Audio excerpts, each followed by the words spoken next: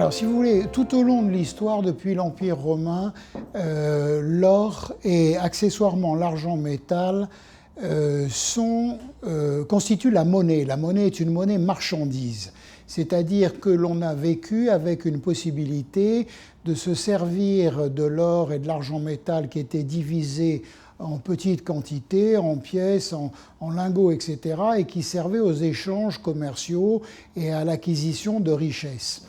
Au fur et à mesure que l'économie s'est développée, l'or est resté la base du système monétaire, l'argent métal a été démonétisé et on en arrive à l'expérience de la guerre de 1914 pendant laquelle les grandes puissances, pour financer l'effort de guerre, n'avaient pas suffisamment d'or et donc ont émis de la dette, en particulier des monnaies de papier, de façon à permettre le financement justement de cet effort de guerre. On est rapidement arrivé, après une évolution plutôt chaotique, aux années 1970 où les Américains ont décidé la cessation de convertibilité du dollar en or. À partir de ce moment-là, la dernière monnaie qui était encore reliée à l'or ne l'est plus et toutes les monnaies sont devenues des monnaies de papier et fluctuent les unes par rapport aux autres de façon anarchique. Donc l'or, c'est l'instrument par lequel on peut se protéger de la dévaluation monétaire, c'est-à-dire la perte de pouvoir d'achat de l'unité monétaire et en même temps la variation à la baisse d'une monnaie donnée par rapport à une autre. À l'heure actuelle, compte tenu de l'expérience de l'euro qui s'est révélé être un échec, et aussi des difficultés d'endettement de la plupart des pays occidentaux, on a constaté une certaine stabilisation de l'or à partir de son plus haut de août 2011, 1920 $ l'once, parce que le dollar est remonté et aussi parce que la masse monétaire qui a été émise par les banques centrales n'a pas encore un caractère inflationniste. Elle l'aura un jour, mais pour le moment, elle ne l'a pas parce que comme l'économie est en récession ou en stagnation un peu partout, la monnaie qui est émise ne va pas dans l'économie réelle. La Banque centrale imprime de la monnaie, met les taux d'intérêt à zéro et pourtant l'inflation ne repart pas tout simplement parce que l'argent est absorbé par une espèce de trappe à liquidité. Ça explique que, indépendamment de la fluctuation du dollar, la hausse de la masse monétaire très importante que l'on a eue n'a pas provoqué pour le moment de hausse de l'or. Dans un premier temps, il y a une grande différence entre la situation européenne et la situation des autres pays développés. Si vous prenez l'Europe, c'est clair que l'Europe est en déflation. On s'enfonce dans une récession qui est due au prix excessif de l'euro par rapport au dollar et à d'autres monnaies. Aux États-Unis, au contraire, l'économie a l'air de s'être stabilisée et de repartir, et donc à nouveau, on va connaître des pressions inflationnistes aux États-Unis au fur et à mesure que la Banque centrale va poursuivre sa politique de quantitative easing. Donc, mon avis, c'est que l'or qui a fait un nouveau sommet historique cette année en euros, parce que l'euro a chuté par rapport au dollar, devrait cette année reprendre son ascension en dollars, mais pas nécessairement en euros.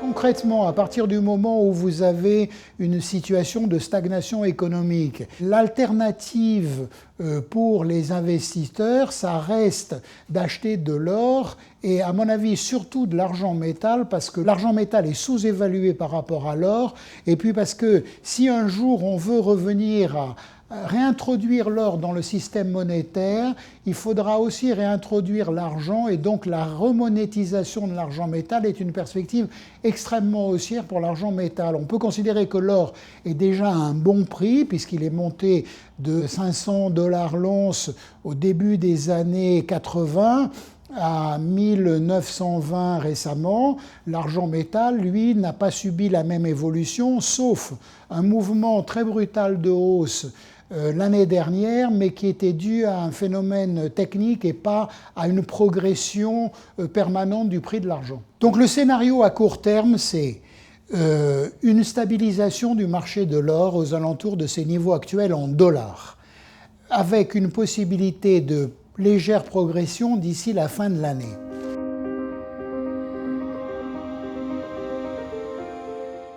La valeur de la monnaie de papier tend toujours vers zéro. Dans toutes les tentatives de système monétaire qui ont été faites à travers l'histoire, la monnaie de papier perd systématiquement de sa valeur, ce qui est une évidence puisqu'elle n'est gagée sur aucun actif réel.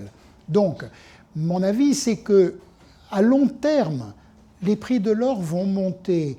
Peut-être pas sur les niveaux exponentiels dont beaucoup d'analystes parlent, mais je pense que l'or pourrait remonter vers 2500, 3000 $, et à ce moment-là, nécessairement, il y aura une modification du système monétaire international, parce que si l'or monte à un niveau de prix élevé, les banques centrales des pays émergents vont continuer à acheter de l'or et vendront les obligations d'État des pays développés qu'elles ont pour acheter de l'or, et elles essaieront de remettre l'or au centre du système. Et donc, c'est le marché et non pas une réforme du système monétaire international qui changera l'ordre des choses.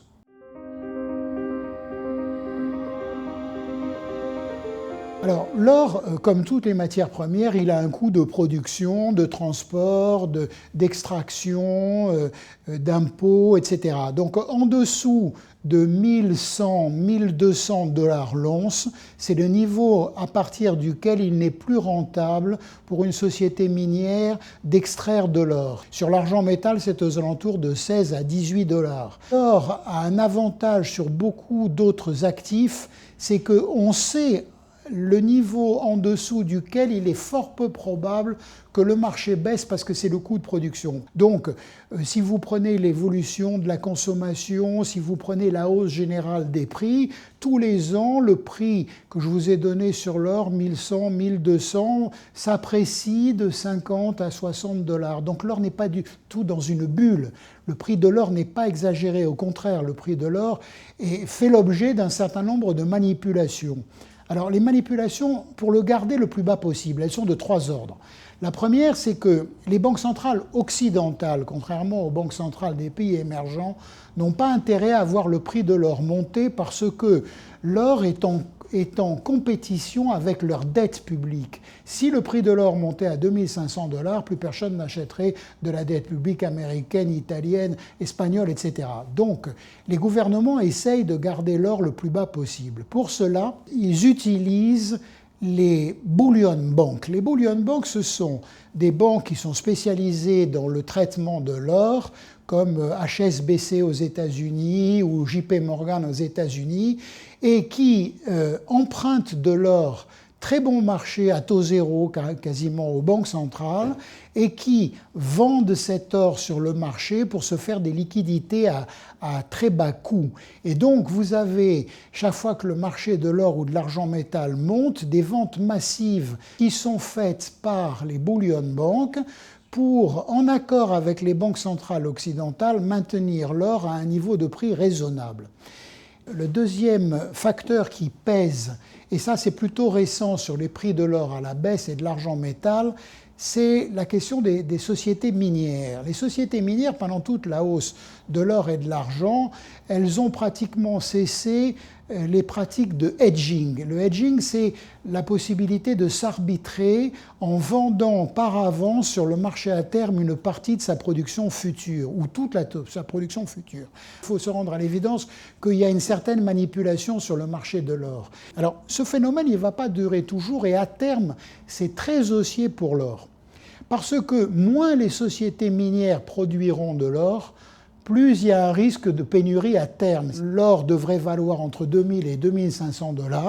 Il est très probable qu'il monte à ces niveaux de prix et qu'ensuite il y ait soit une action des États pour se saisir de l'or des particuliers ou de l'or qui est dans les mains de certaines institutions pour le confisquer, comme ça s'est passé aux États-Unis dans les années 1930, ou bien que la hausse de l'or soit soutenue et que les banques centrales des pays émergents aient un poids suffisant pour obtenir le changement de système monétaire international et la réintroduction de l'or et de l'argent métal dans le mécanisme monétaire.